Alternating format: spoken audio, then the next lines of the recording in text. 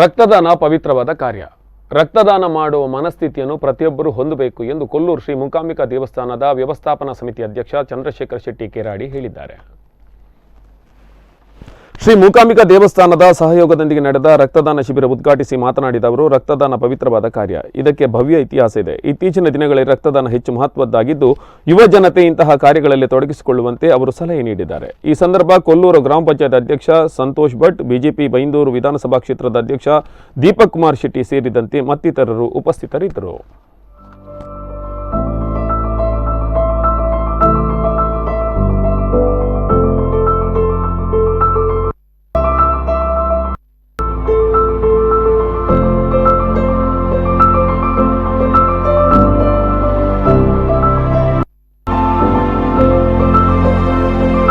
ಜಾತಿ ಮತ ಭೇದ ಎಲ್ಲ ಇದೆ, ಪ್ರತಿಯೊಂದು ವ್ಯವಸ್ಥೆನಲ್ಲೂ ಇದೆ.